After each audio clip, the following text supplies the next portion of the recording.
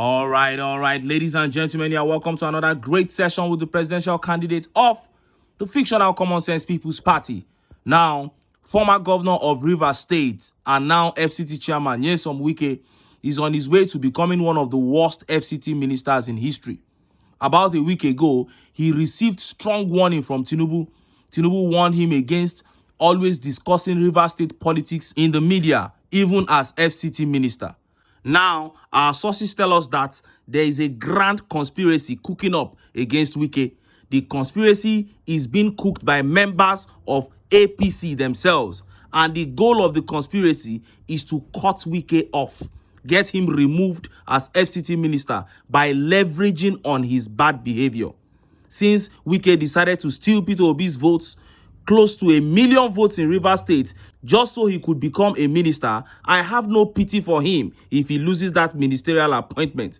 In the Rivers State PDP, he is no longer as popular as he used to be because Sim Fubara is taking over. And the Rivers State APC heard rumors that he wanted to take over the leadership of the party, and they began flooding the media with terrible statements about him. Only today, thousands of FCT indigenes stormed National Assembly calling for Wike's sack. They said they have had enough.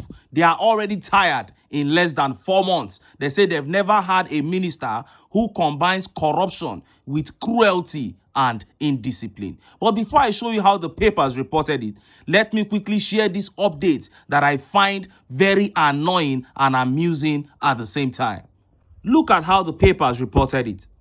EFCC chairman labels 70% of Nigerian university students as internet fraudsters. The Economic and Financial Crimes Commission EFCC chairman Ola Olukoyede has labeled 70% of Nigerian university students as internet fraudsters. According to a statement on the Anti-Corruption Agency's X page, the EFCC boss disclosed this while speaking on Monday with a delegation from Dark Communications PLC at EFCC headquarters in Jabi, Abuja. Mr. Olukoyede had described internet-related crimes as a menace and cankerworm in the society. It is worrisome that 7 out of 10 students today are involved in cyber crimes, he stated, indicating that 70% of Nigerian university students are estimated to be involved in internet fraudulent practices. The EFCC boss decried the number of students trained to be leaders of tomorrow engaging in internet fraud. He called on the media to assist in enlightening the Nigerian youth to refrain from cyber crimes. They are the youths we are preparing to be leaders of tomorrow. The media should not relent in enlightening them on the evils of such criminal practices, Mr. Olukoyede said. Now, this man only sees the crimes of the youths. How pathetic. 70% of the youths are criminals, but you are working with politicians.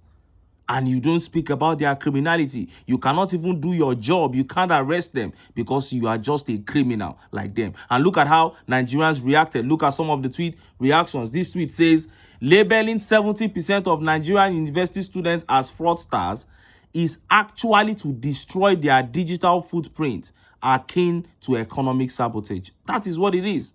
Because people can hear you from all over the world. You are saying your own citizens are fraudsters. You are demarketing them.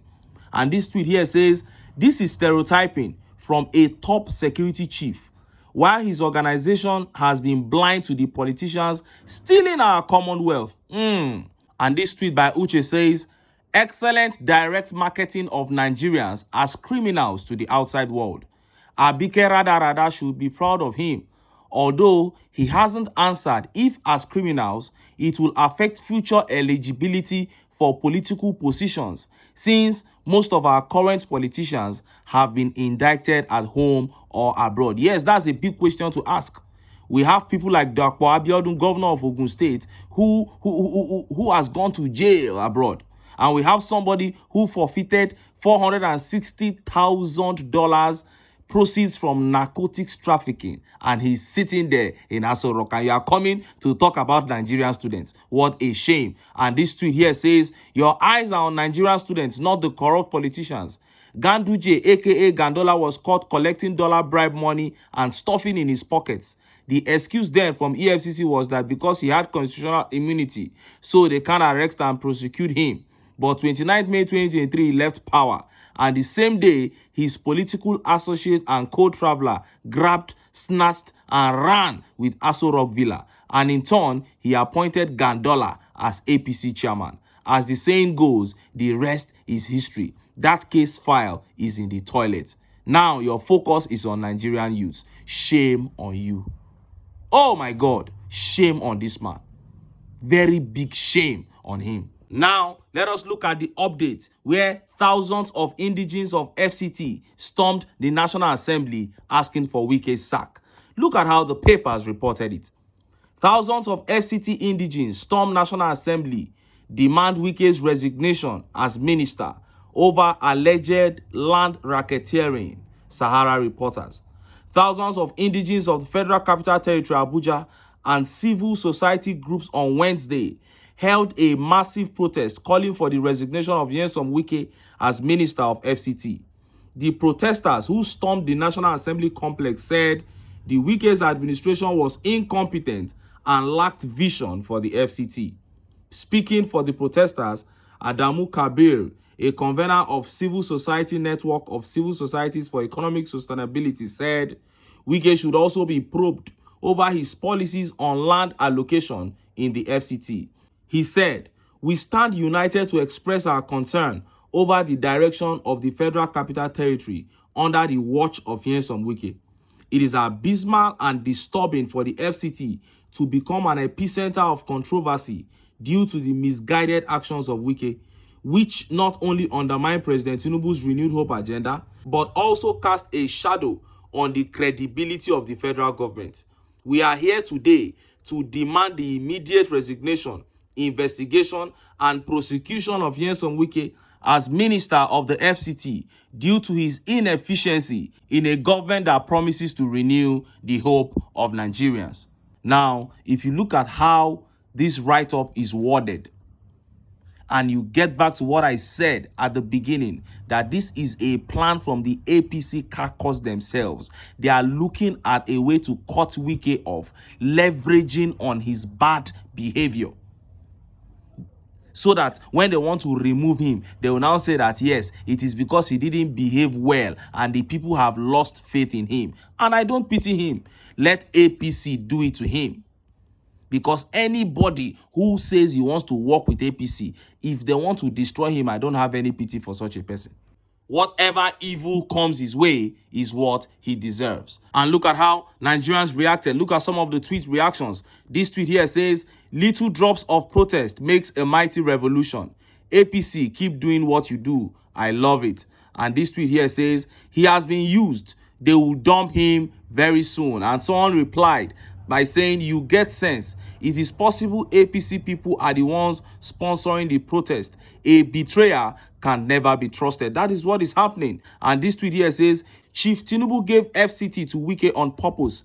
He can't say he wasn't rewarded for the criminality he orchestrated in Rivers State during the last general elections. Now his time is up. TINUBU needs to kick him out to do his thing. That can only happen under the guise that Wike is not wanted by the people of FCT. Wike may lose home and away over his role in the last elections." That is exactly what is happening.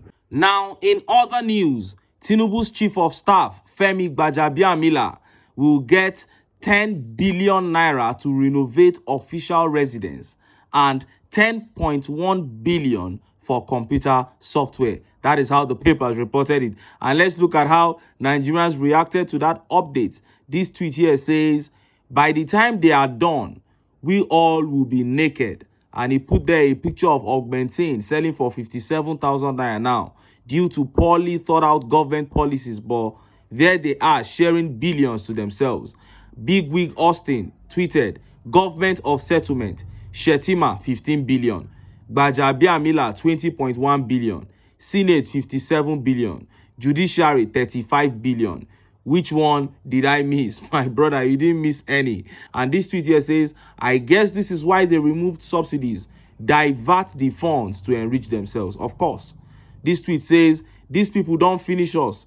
They are heartless. They don't even think about the people. We know that one now. The people are like animals to them. And this tweet here says, before Tinubu go compensate these people finish for rigging election for him, Nigeria Treasury go don finish. I'm telling you. And this tweet by Queen B says, 10 billion. Is it just for renovation or are they building an entire village? This money will be enough to renovate 2 police barracks each across 36 states in Nigeria. This will provide a 72 livable quarters to the police at 120 million naira each, a total sum of 9 billion with 1 billion balance. Hey! Now all this money they won't pack give one person. And this tweet here says, these guys are just too reckless in their looting spray for the comfort of any reasonable Nigerian. What manner of renovation will take over 10 billion at a time the entire economy is on its knees? Sad. And this tweet says, the National Assembly will make it 13 billion to renovate and 14 billion for computer software. It is called budget padding, and we will do nothing but to rant on Twitter. That is it. As long as we are only going to talk about it and forget about it, these people will continue to cheat us. Unless we stand up and say, no, now like this, they go run this country into the mud. Anyway, make I leave am here. Make I still enter town. Make I go get some ogbonge political news wey una go like. Why? Because of una. Now I dey here. So don't go away. Don't go away.